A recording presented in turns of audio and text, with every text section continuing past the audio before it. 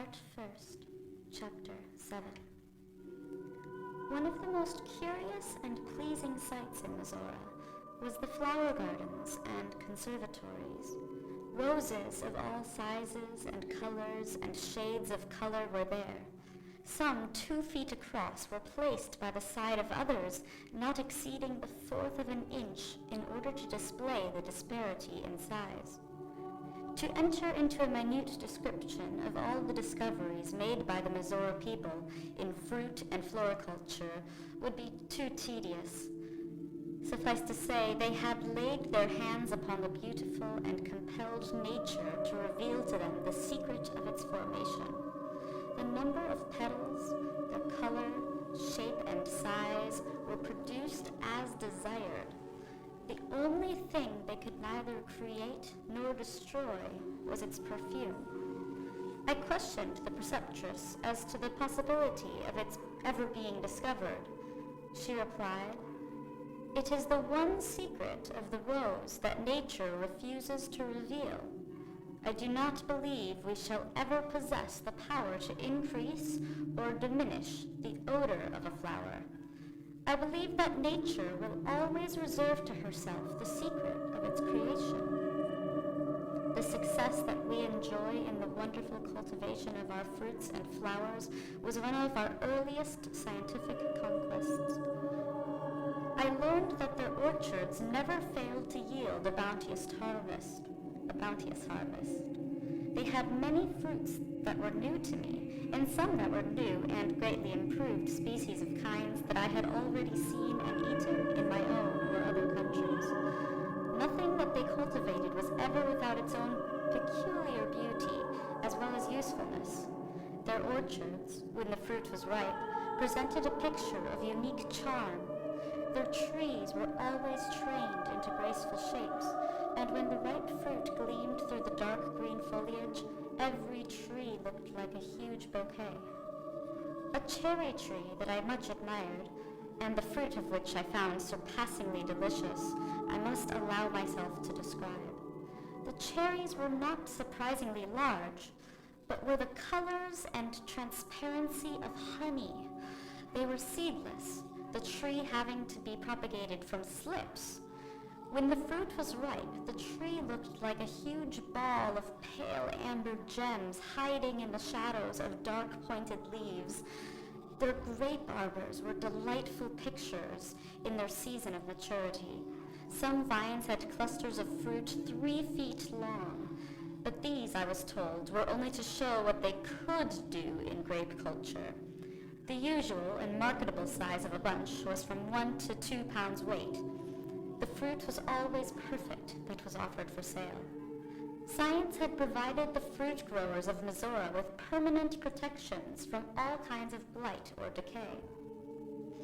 When I considered the wholesomeness of all kinds of food prepared for the inhabitants of this favored land, I began to think they might owe a goodly portion of their exceptional health to it, and a large share of their national amiability to their physical comfort. I made some such observation to the preceptress, and she admitted its correctness. The first step that my people made toward the eradication of disease was in the preparation of healthy food, not for the rich, who could obtain it themselves, but for the whole nation. I asked for further information, and she added, "Science discovered that mysterious and complicated diseases often had their origin in adulterated food. People suffered and died, ignorant of what produced their disease. The law, in its first place, rigidly enforced the marketing of clean and perfect fruit and a wholesome quality of all other provisions. This was at first difficult to do, as in those ancient days, I refer to a very remote period in our history, in order to make usurious profit, dealers adulterated all kinds of food, often with poisonous substances. When every state took charge of its markets and provided free schools for cooking, progress took a rapid advance. Do you wonder at it? Reflect then. How could I force my mind into complete absorption of some new combination of chemicals while the gastric juice in my stomach was battling with sour or adulterated food? Nature would compel me to pay some attention to the discomfort of my digestive organs, and it might happen at a time when I was on the verge of a revelation in science, which might be lost. You may think it an insignificant matter to speak of in connection with the grand enlightenment that we possess, but nature herself is a master. But nature herself is a mass of little things. Our bodies, strong and supple as they are nothing but a union of tiny cells. It is by the investigation of little things that we have reached the great ones. I felt a keen desire to know more about their progress toward universal health, feeling assured from the history of the extirpation of disease must be curious and instructive. I had been previously made acquainted with the fact that disease was really unknown to them, save in its historical existence. To cull this isolated history from their vast libraries of past events would require a great deal of patient and laborious research, and the necessary reading of a great deal of matter that I could not be interested in, and that could not beside be of any real value to me. So I requested the preceptress to give me an epitomized history of it in her own language, merely relating such facts as might be useful to me, and that I could comprehend, for I may as well bring forward the fact that, in comparison to theirs, my mind was as a savage's would be to our civilization. Their brain was of a finer intellectual fiber. It possessed a wider, grander, more majestic receptivity.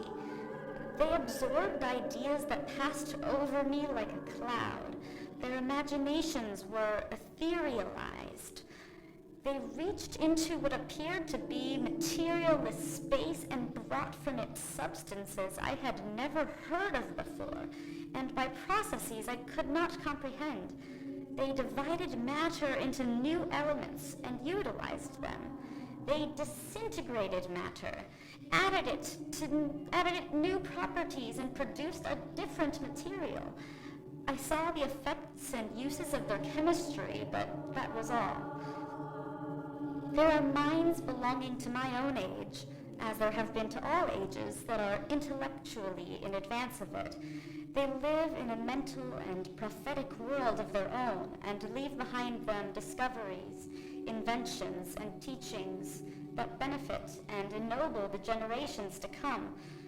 Could such a mind have chanced upon Mizora, as I chanced upon it, it might have consorted with its intellect and brought from the companionship ideas that I could not receive, and sciences that I can find no words in my language to represent.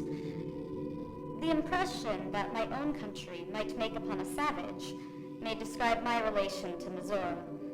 What could an uncivilized mind say of our railroads or magnificent cathedrals, our palaces, our splendor, our wealth, our works of art? They would be as difficult of representation as were the lofty aims, the unselfishness in living, the perfect love, honor, and intellectual grandeur, and the universal comfort and luxury found in Mizora were to me. To them, the cultivation of the mind was an imperative duty that neither age nor condition retarded. To do good, to be approved by their own conscience, was their constant pleasure. The unselfishness in living, the perfect love, honor, and intellectual grandeur, and the universal comfort and luxury found in Mizora were to me.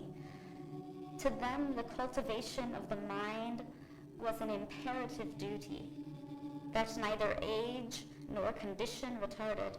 To do good, to be approved by their own conscience, was their constant pleasure.